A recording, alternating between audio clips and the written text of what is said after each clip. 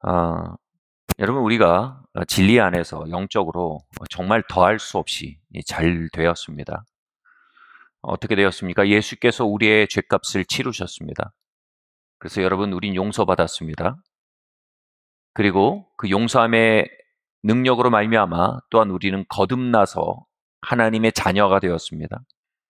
그래서 우리가 하나님의 새 피조물이 되었습니다. 예. 그리고 이제 하나님은 우리를 대적하지 않으시고 우리를 위하십니다. God is for me, not against me 라는 찬양이 있죠. 하나님이 우리를 대항하지 않고 우리를 위하신다는 겁니다. 이것이 우리의 영적 현실입니다. 그런데 이 본문은요, 이 영적 현실이 우리의 삶에 반영되지 않고 있다라는 정황을 깔고 이야기하고 있습니다. 내 영혼이 잘된 같이 네가 범사에 잘되고 강건하길 바란다. 해석자에 따라서 여기서 말하는 영혼은 인간의 의식을 말한다라고 말하는 해석자들이 많이 있습니다. 다시 말해 우리에게 벌어진 그 놀라운 진리가 있음에도 불구하고 우리 의식은 그 진리와 따로 논다는 것입니다. 그래서 어떻게 해야 된다고요? 먼저 우리의 의식이 우리의 진리와 정렬해야 된다는 겁니다. 예를 들어 이렇게 말씀을 드리겠습니다. 우리가 우리의 죄값을 예수의 피가 다 치루었고, 그리고 이전 것은 지나갔으니 보라 새 것이 되었고, 하나님 우리를 하나님의 아들딸로 받아들여주셨습니다. 그게 우리의 진리입니다. 근데 우리의 의식이 그 진리와 전혀 정렬되지 않은 채로 살아가는 것이 지금 우리의 초기 값이라는 것입니다. 그래서 요한3서 기자가 기도하는 건 뭡니까? 먼저 우리의 영혼, 우리의 의식이 우리에게 이루어진 진실의 기초에서 바르게 정렬될 수 있도록 기도하는 것입니다. 그리고 그 일이 이루어질 때 비로소 우리의 몸과 우리의 범사가 또 잘 되어질 수 있는 기초가 된다라는 이야기를 한다는 것입니다. 이 잘 되는 게 뭔지에 따라서는 또 뒤에 얘기를 하겠지만, 자, 뭘 얘기하는 건지 좀 보겠습니다. 예를 들어 보겠습니다. 우리에게 벌어진 가장 중요한 진실이라고 할 수 있는 것은 예수께서 우리를 위해 죄값을 다 치르셨다는 것입니다. 그럼에도 우리 안에는 죄의식들이 잠식하고 있어요. 다시 말해 그분이 우리를 위해서 이루신 일을 우리가 교리적으로는 받아들이지만 우리의 의식 깊숙한 곳에 받아들이지 않고 있다는 얘기입니다. 그리고 이 일이 온전히 우리에게 받아들여지지 않기 때문에 우리의 삶이 강건할 수 없고 우리의 삶에 그리스도의 생명이 통치하고 발현되는 일들이 제한되고 있다는 얘기가 되는 것입니다. 우리의 무의식 속에 잠식해 있는 이 죄책감의 파괴력에 대해서 저는 한 글을 읽다가 정말 신선한 통찰력을 얻게 되었습니다. 인간의 무의식을 탐구하는 일을 열심히 하던 선구자적인 역할을 하던 분이 바로 프로이드죠. 이 프로이드는 인간의 무의식, 그리고 특별히 무의식 속에 잠재해 있는 이 죄책감의 힘에 대해서, 그 파괴적인 힘에 대해서 놀라운 발견들을 해나갔습니다. 그의 치료 일기 중에 이런 것이 나옵니다. 한 여자가 걷지 못하는 채로 프로이드에게 치료를 받으러 왔습니다. 그런데 의학적으로는 이 여자가 걷지 못할 이유가 없어요. 그래서 이 프로이드가 이 여자와 상담을 해가면서 그녀의 무의식 속 깊은 곳에 있던 죄책감의 어떤 파괴적인 에너지를 만나게 됩니다. 이 여인은요, 자신의 형부와 불륜에 빠졌고요. 그 관계로 인해 자신의 언니의 가정이 완전히 파괴되었고 언니는 죽음에 이르게 됩니다. 그리고 그 모든 일을 벌린 자신의 잘못과 그 책임감이 너무 어마어마해서 감당할 수 없어서 그것을 무의식 저편으로 눌러버립니다. 여러분, 여러분 무의식은요, 무시하고 누를수록 더 힘이 강해집니다. 이 무의식으로 내려간 죄책감은요, 더 힘이 강해지고 더 흉폭해지기 시작합니다. 여러분, 죄책감이란 말을 그냥 한마디로 얘기하면 이것입니다. 우리 자신을 맞서는 에너지입니다.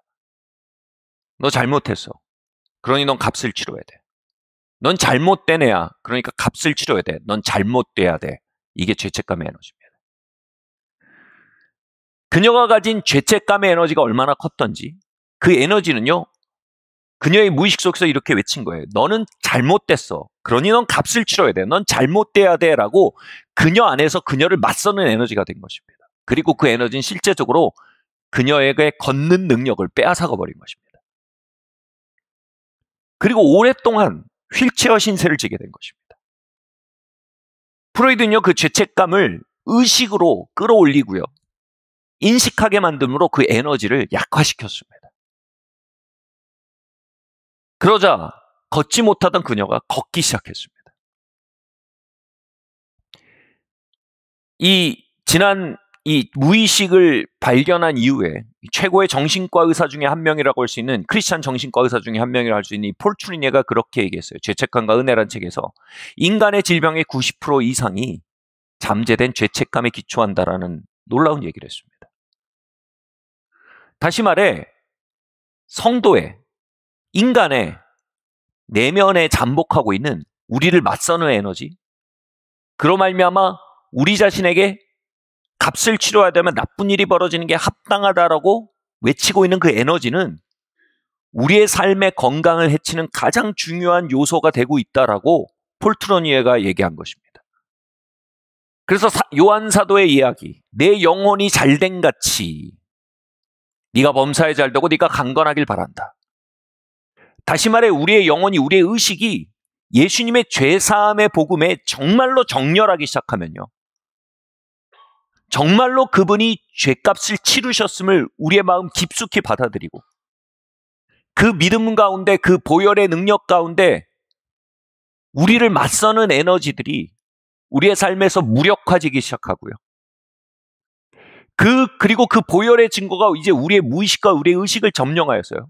예수께서 너의 죄값을 치르셨고 너는 하나님의 의가 되었고, 그리고 나서 뭐가 나오겠습니까? 그러므로 이제 너에게는 질병이 합당해가 아니라, 이젠 너에겐 처벌이 합당해가 아니라, 그러므로 너에겐 이제 치유가 합당해. 그러므로 이젠 너에게 축복이 합당하라고 우리 안에 들어와 보혈이 외치기 시작한다면요. 여러분, 죄책감이 하던 일이 그만큼 강하다면, 바울의 신학으로 얘기하면 정죄가 하는 일이 그만큼 강하다면요. 보혈이 우리 안에 들어와 할 수 있는 일은 얼마나 더 강하겠습니까? 아멘? 그래서 여러분, 이 기도에 대해서 우리는 아주 정직하고 아주 용감하게 외치기 시작해야 합니다. 하나님, 주의 복음의 진리가 내 영혼을 잘되게 하길 바랍니다. 다시 말해 그 복음의 진리가 내 영혼 속에 번영하기를 바랍니다. 복음의 진리가 내 영혼을 장악하길 바랍니다라고 기도해야 됩니다. 그러면 그 복음의 진리가 우리의 영혼을 장악한 만큼이란 뜻입니다. 그래서 만큼이란 뜻이. 그만큼 우리의 삶에서 파괴가 힘을 잃기 시작하고 우리의 삶에서 제가 이 표현이 성경적인 표현에도 이 표현 주변으로 너무 그 종교적인 그 선입관이 강해서 이 표현을 쓰기가 망설여지는데, 그럼에도 불구하고 성경적인 진리예요. 뭐냐면 그것이 우리의 내면화될수록 우리의 삶에, 우리의 일상 속의 번영이 더 풀어질 수 있다라는 진리를 담고 있는 말씀입니다. 이전에 한 성도님의 아버지가 간암 진단을 받으시고 이제 서울의 큰 병원에 방문하셨어요. 이 진단하고 치료하기 위해서 방문하셨는데, 더 진료하고 치료하기 위해 방문하셨는데, 이제 그러던 와중에 이제 저희 교회에 방문하셨어요. 그래서 손을 얹어 기도해 달라고 요청하셨습니다. 그래서 손을 얹고 그 간암을 위해 기도하기 시작하는데, 정말 여러분 그 하나님의 은혜가 흘러 들어오고 흘러 나간다는 표현이 있잖아요. 근데 하나님의 은혜가 흘러 들어가질 않는 거예요. 흘러 들어갈 문이 없는 거예요.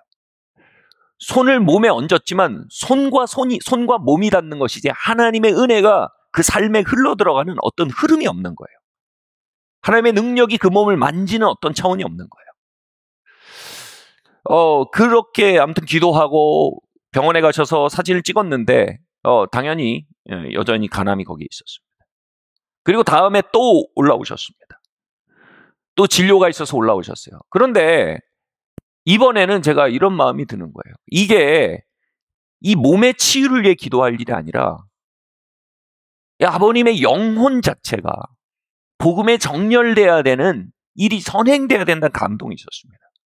마침 당시에 저희가 예수 그리스도의 속죄의 능력과 값없이 의롭게 하시는 능력에 대해서 아주 심도 있게 설교했던 때였습니다. 그래서 그 일을 설교하기 시작했습니다. 예수님의 피가 아벨의 피보다 낮게 말한다. 아벨의 피는 우리 안에서 우리에게 이러한 문제가 있으므로 이러이러한 값을 치러야 된다고 웅변하고 있다. You must pay. 너는 값을 치러야 된다고 웅변하고 있다. 근데 예수의 피가 더 나은 방법으로 말하고 있다. 너는 이러이러한 죄와 이러이러한 문제가 있지만 예수께서 그것을 위해 값을 치르셨다. 그러므로 I pay로 내가 다 지불했다. 그러므로 너는 더 이상 값을 치르지 않는다. 그리고 그분의 다시 사심으로 오면 우리가 의롭게 되었다. 그러므로 이제 그분의 죽으심을 알려마 의인에게 합당한 상급이 우리에게 합당하게 되었다. 그러므로 우리는 하나님의 역사를 기대할 수 있다. 그러므로 이제 우리는 하나님의 축복을 기대할 수 있다. 우리가 정말 죄사함과 의롭게 함의 복음을 믿기 시작한다면 우린 질병과 심판과 저주를 기대하는 라이프스타일에서 우린 치유와 용납과 축복을 기대할 수 있는 새로운 문화를 가지게 된다. 그렇게 그 속죄와 의롭게 하심에서 강력하게 선포하는데 그것을 들으시는 그 아버님의 눈빛에 빛이 딱 들어오는 거예요. 이걸 믿은 거예요. 이 간이 안 좋으시니까 얼굴이 까맣거든요. 근데 눈이 반짝 빛나면서 정말 얼굴이 밝게 빛나는 것 같았어요. 그분 안에 믿음이 들어간 거예요. 그분의 마음속엔 이런 초기값이 있었던 거예요. 아, 우리가 병 드는 거지 뭐. 우리가 이렇게 아픈 거지 뭐. 우린 이렇게 고생하는 거지 뭐. 근데 여러분 신학적으로 그 의식 뒤에 뭐가 있다고요? 아, 우리가 다 죄인인데. 죄인된 우리에게 이건 당연한 과정 아니냐. 원인 결과 아니냐라는 거대한 신학적 구조의 일환으로서의 부정적 사고를 가지고 있었던 거예요. 영혼이 주님의 복음적 진리와 아직 화해가 안 된 거예요. 그러나 그날 주님의 복음적 진리와 그 영혼이 화해가 됐어요. 의식이 화해가 됐어요. 그러므로 초기값이 바뀐 거예요. 주님이 나를 위해 죄값을 치르셨다면 우리가 왜 값을 치러야 하는가? 주님의 의를 의롭게 하셨다면 이제 우리는 그분의 기적과 그분의 축복을 향해 기도하고 기대할 수 있는 존재가 되지 않았는가? 그분 안에 기대하고 기도하는 마음, 주장하는 마음, 믿음이 시작된 겁니다. 예배가 끝나고 이제 복도에서 그분을 만났어요. 이번에는 그분이 뭐 기도를 부탁하거나 하지 않으셨는데 제 마음속에 이분을 위해 기도하고자 하는 어떤 것이 막 파도처럼 올라왔습니다. 그래서 인사하고 안녕하세요 인사하고 하자마자 제 마음속에서 뭔가 막 우러나와서 그분의 간 부위에 손을 얹고 기도했습니다. 그런데 저번에 기도한 때는 완전히 달라요. 저번에는 제 손이 그분의 몸에 닿았을 뿐인데 이제는 제 영혼 깊은 곳에서 흘러나오는 내 안에 그리스도 영광의 소망, 그 그리스도의 생명이 제 손을 통해 흘러들어가 그분의 간 안으로 흘러들어가는 느낌을 가질 정도였습니다. 저는 무슨 일인가 벌어졌다라는 걸 알 수 있었습니다. 그분의 얼굴도 해처럼 밝게 빛났습니다. 그리고 가서 사진을 찍으셨는데 그 간암이 깨끗이 나음을 얻은 것입니다. 여러분, 우리의 영혼이 주님의 말씀과 정렬하기 시작할 때, 아멘? 그 말씀 안에 있는 능력이 우리의 마음, 우리의 삶과 우리의 몸을 만지실 수 있는 것입니다. 성경에서 죄사함과 몸의 치유는요, 항상 쌍을 이룹니다. 시편 103편 3절 말씀 함께 읽겠습니다. 시작. 그가 내 모든 죄악을 사하시며 내 모든 병을 고치시며. 아멘. 그가 내 모든 죄를 사하시며 우리의 모든 죄를 사하셨다라는 결론이 우리의 의식 속에 시위되기 시작하면 그 다음엔 뭐가 구조적으로 따라온다고요? 그분이 이제 우리의 병을 고치시기 시작하신다는 거예요. 우리가 죄사함 위에 서기 시작하면 우리의 초기값, 뭐 사람이 병드는 거지. 사람이 이렇게 저주와 심판 가운데 살아가시며 것이며 우리 복음주의의 차원으로 뭐예요? 이렇게 하나님의 경책 가운데 사는 것이지 라는 것에서 갑자기 초기값이 바뀌는 겁니다. 그분이 우리의 죄를 사하셨다. 난 하나님께 받아들여졌다. 하나님 나를 맞서지 않으시고 나를 위하신다. 그렇다면 그분께서 우리의 질병을 고치시는 여호와 라파의 하나님이시다. 이사야서 33장 25절 이렇게 말합니다. 함께 읽겠습니다. 시작. 그 거짓민은 내가 병들었노라 하지 아니할 것이라. 거기에 사는 백성이 사죄함을 받으리라. 아멘. 어떤 한 커뮤니티가, 공동체가 내가 병들었노라라고 말하는 일들이 극히 적을 것이라고 말합니다. 또는 없을 것이라고 말합니다. 그 근간이 뭐라고요? 내가 사죄함을 받았기 때문이다라고 말합니다. 아멘. 여러분, 죄사함이라는 것이 그냥 신학적 지식에 남겨져 있지 우리의 영혼, 우리의 의식에 그 죄사함이란 진리가 우리의 의식 속에서 번성해지지 않는다면 여러분, 우리는 우리의 삶에 대한 기대값이 전혀 다른 곳을 향해 있게 될 것입니다. 고린도후서는요, 하나님 아는 것을 대적하여 높아진 사상을 견고한 진이라고 말합니다. 이 사상이 뭡니까? 우리의 의식입니다. 우리 의식 무의식 안에 그리스도 예수께서 이루신 일과 전혀 상관없는 구조의 사고들이 진을 치고 있고 그 진이 견고한 진, 산성이 되어서 우리 안에 사시는 그리스도의 능력과 생명이 우리의 삶 가운데 흘러나오는 것을 막는 장벽이 된다라고 얘기하는 것입니다. 그래서 반드시 우리의 사고, 우리의 내면, 우리의 무의식, 우리의 의식 속에 있는 그 견고한 진들이 말씀의 능력으로 무너져야 한다라고 말합니다. 아멘. 여기서 말하는 말씀의 능력은요, 저는 묵상이라고 믿습니다. 묵상은 뭡니까? 우리가 아는 말씀을 우리의 의식, 무의식 깊은 곳으로 떨어뜨리는 행위입니다. 그것이 우리의 의식, 무의식을 깊이 감찰하고요. 그것을 대항하여 지어진 진들을 빛 가운데로 드러내고요. 그리고 그 대항하여 지어진 진들을 흔들기 시작하고 마침내 우리가 그 앞에 엎드려지는 것입니다. 하나님, 내 사고가 하나님의 말씀을 대적하여 높아졌습니다. 주님, 내 안에 견고한 진을 용서하여 주십시오. 이것을 예수님의 피로 무너뜨려 주십시오.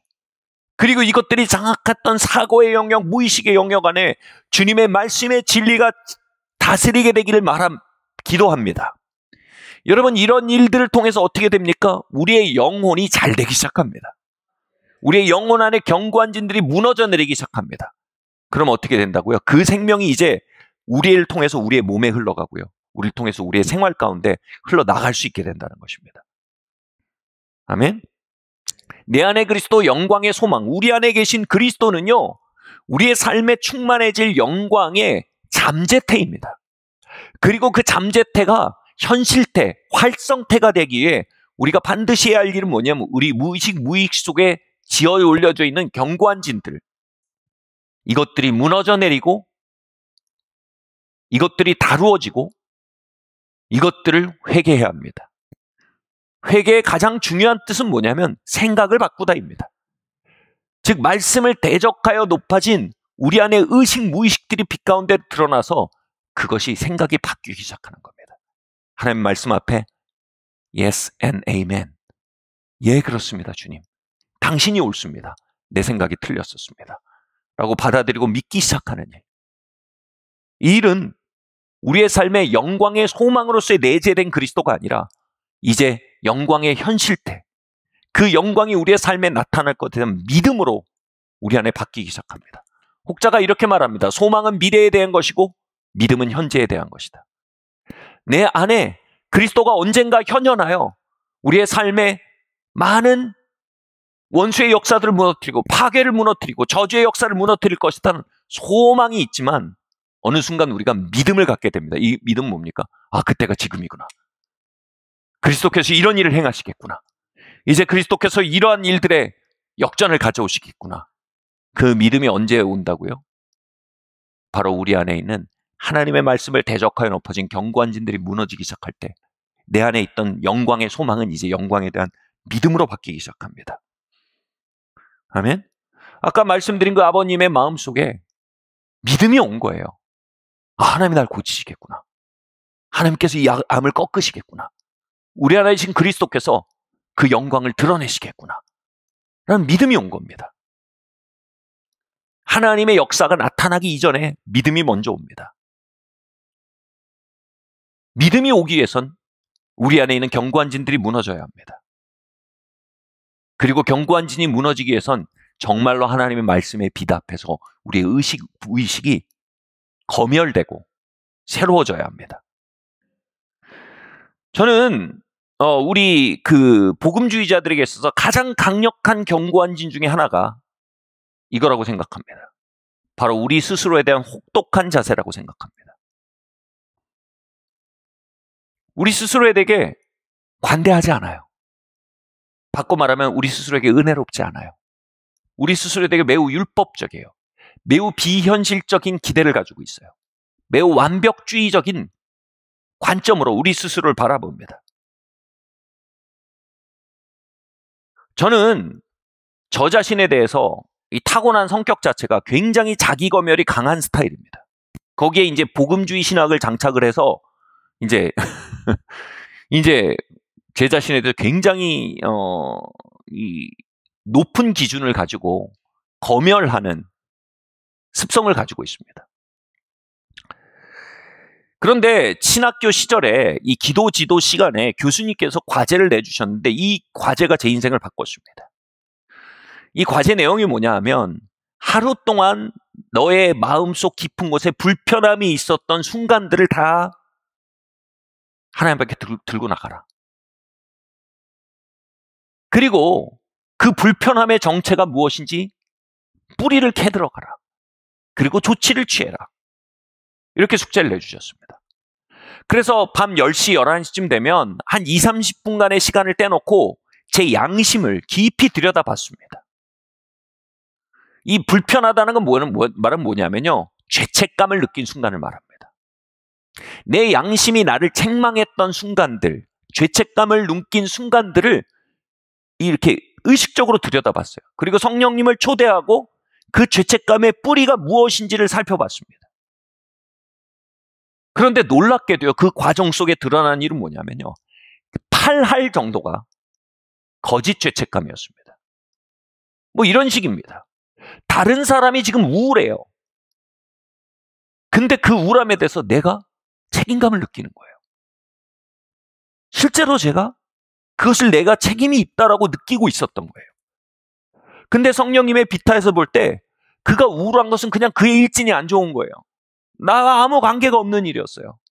근데 놀랍게도 내가 그것에 의해 무의식적으로 책임감을 느끼고 있다는 사실을 발견한 거예요.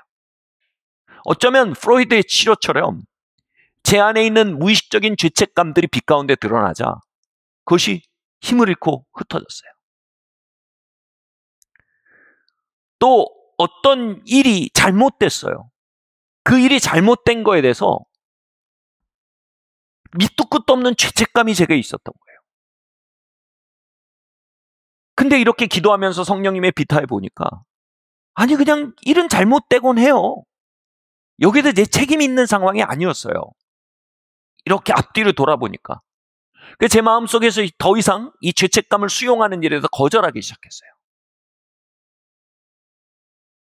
물론 그 중에 분명히 제가 느꼈던 어떤 불편함 중에 한 20%는 제 책임 소재 안에 차원에 있는 것이었어요. 제가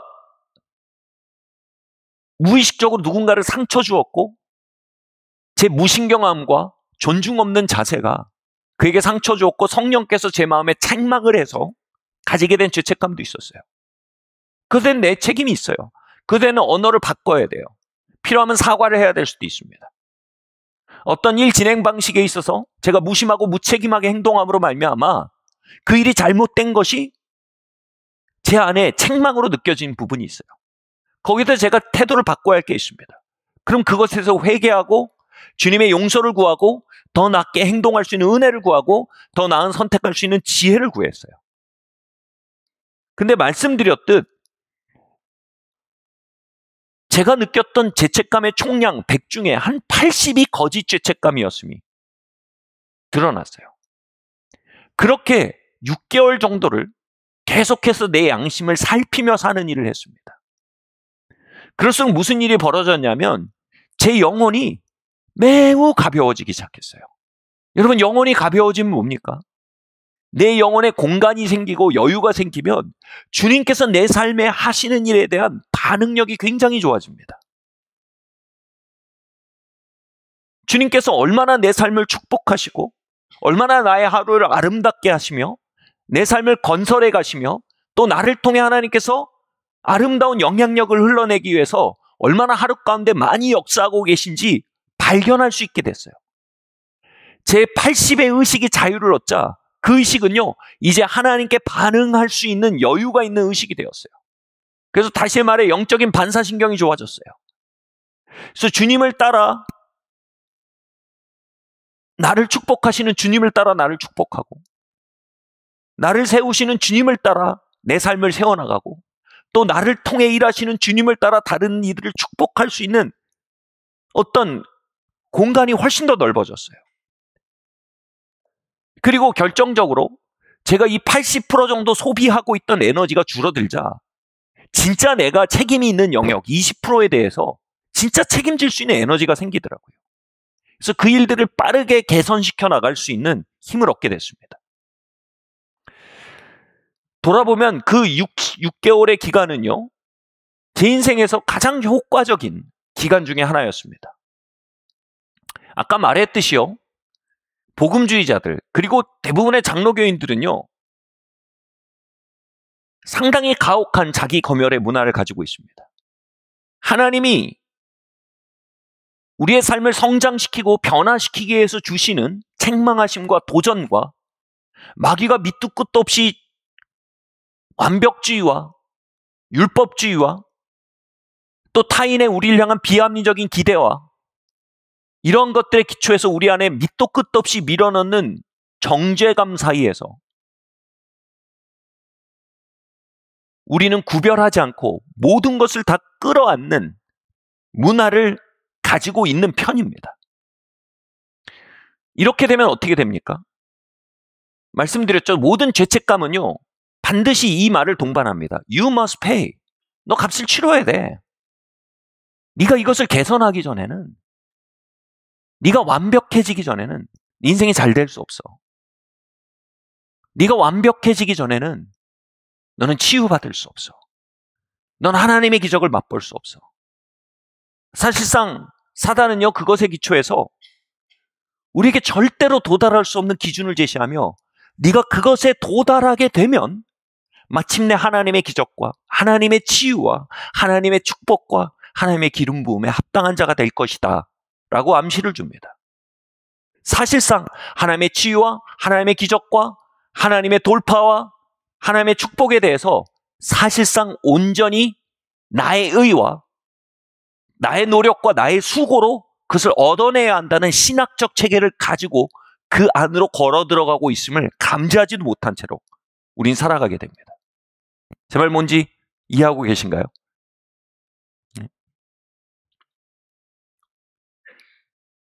그럼 생각해 보십시오. 저는 이 일이 정말로 우리 안에 이루어진다면 거대한 역전이 일어날 거라고 생각합니다. 우리가 만약 우리의 삶에 이루어지는 마귀가 주는 정죄와 성령께서 정말 우리의 삶에 주시는 책망을 정말로 구분하기 시작한다면요.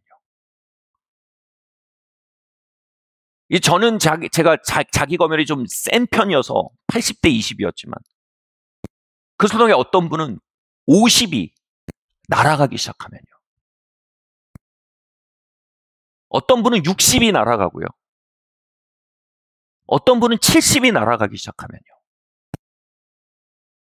그리고 우리도 모르게 무의식적으로 받아들이고 있던, 뭐 이 정도의 어려움은 나에게 합당해. 왜냐하면 난 아직 완전하지 않거든. 뭐가 잘못됐는지 모르겠어. 근데 한 가지는 확실해. 난 완전하지 않거든. 이 정도의 고난과 환난은 나에게 합당해. 뭐가 정확히 잘못된지 모르겠지만 아무튼 난 좀 맞아야 돼. 뭐가 정확히 문제인지 모르겠지만 뭐가 문제가 있겠지. 그러니까 아무튼 난 좀 고생을 해야 돼. 여러분, 이 무시무시한 구조에서 우리가 노임받기 시작한다면요. 다시 말해 우리의 영혼이 복음 안에서 진짜로 잘 되기 시작하면요. 여러분, 우리 안에는요. 이전에 상상할 수 없을 정도로 기적에 대한 믿음이 강해질 것입니다. 하나님의 치유에 대한 믿음이 강해질 것입니다. 하나님의 번영에 대한 믿음이 강해질 것입니다. 하나님의 축복에 대한 믿음이 강해질 것입니다. 아멘?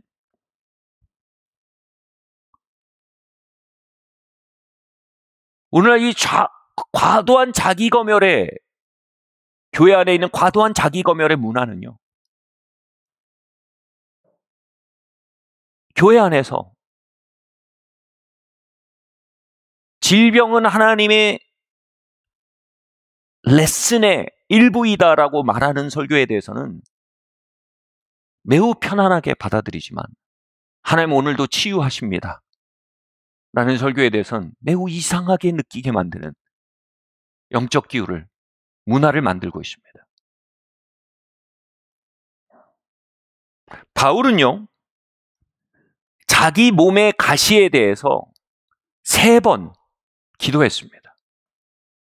이 3번이라는 뜻은 완전수입니다. 그냥 3번 기도했다는 게 아니에요. 끈질기게 기도했다는 것입니다. 이 말은 뭔지 아세요? 자신 육체의 가시에 대해서 이제 2가지 해석을 갖죠. 한 가지는 그를 핍박하던 사람들이며 다른 한 가지 해석은 그의 몸에 있었던 질병. 어떤 신학자는 이게 안구질환이었다고 말하고 어떤 신학자는 간질이었다고 말합니다. 근데 바울이 이것에 대해서 3번 기도했다는 건 뭐냐면 끈질기게 계속적으로 기도했다는 것입니다. 이 얘기는 뭐냐면요. 바울이 이것을 받아들일 수가 없었다는 것입니다. 이것이 자신에게 합당하지 않다라고 생각한 것입니다. 내가 용서받았고 하나님이 나를 위하시고 하나님이 나를 축복하기 원하시고 내가 하나님께 받아들여졌는데 내 육체의 가시가 내게 있는 것은 합당하지 않아라는 사고가 있었기 때문에 이것을 붙들고 기도했던 것입니다. 아멘? 그리고 하나님, 이것이 치유되기 원합니다라고 끈질기게 기도한 것입니다. 나에겐 돌파가 합당해. 내가 치유받아야지. 하나님의 기적을 맛봐야지. 이것에 대한 믿음과 기대가 있었던 것입니다. 그리고 그 끈질긴 기도 아래에서 비로소 이렇게 말했어요. 하나님께서 내 은혜가 내게 족하다. 이건 내가 주권적인 역사야. 이를 통해서 너를 낮추고 있어라는 성령의 비추심을 받습니다. 이 안에 하나님의 교정이 있으심을 받아들이게 됩니다. 그리고 비로소 기도를 멈추게 됩니다. 네, 여러분, 오늘날 교회는 어떻습니까? 기도하지 않습니다. 디폴트 값이에요. 초기 값입니다. 성도 안에 있는 질병과 이 사단의 사자라 그랬습니다. 마귀의 사자라 그랬습니다. 원수들의 역사들과 이런 걸 보게 이상하게 여기며 이게 어떻게 여기 와 있지? 이럴 수 없잖아. 이래서는 안 되잖아. 우린 용서받았어. 우린 축복받은 사람들이야. 우린 하나님의 자녀야. 근데 어떻게 이게 우리의 삶에 역사할 수 있어? 라고 그것을 이상히 여기는 문화가 오늘 우리 안에 많이 희박합니다. 그리고 가끔 하나님께서 얼마나 치유하셨는지, 얼마나 기적을 베푸셨는지, 얼마나 돌파를 가져오셨는지 간증하면 그게 굉장히 신기한 얘기로 들리고 또 이상한 얘기로 들립니다. 제가 오래전에 정말 주의 죄사하심과 값없이 의롭다 하심과 그로 말미암아 우리가 하나님 앞에서 갖게 된 지위와 그로 말미암아 우리가 하나님 앞에서 가질 수 있는 믿음에 대해서 굉장히 집요하게 오랫동안 선포했던 적이 있어요. 이걸 묵상이라고 합니다. 묵상은 반복하여 말하다라는 겁니다. 그냥 아는 것이 우리의 의식 깊은 곳, 무의식 깊은 곳까지 내려놓기 위해선 반복하여 말하는 것입니다. 그때 이 공동체 안에 있었던 그 문화가 이러했습니다. 누가 큰 병이 들면 이런 생각이 드는 거예요. 어떻게 이런 일이 있지? 어떻게 성도가 병들지? 어떻게 성도에게 이런 어려운 일이 있지? 이건 무슨 일이지? 하고 그 일에 대해서 이상히 여기는 문화가 있었습니다. 저도 이렇게 기도했어요. 하나님, 어떻게 이런 일이 있죠? 그러니까 주님께서 제 마음에 감동을 주시는 건 이런 부분이었어요. 이제 너희 문화가 마침내 복음의 기초에서 너희의 마음이 정렬하기 시작했다.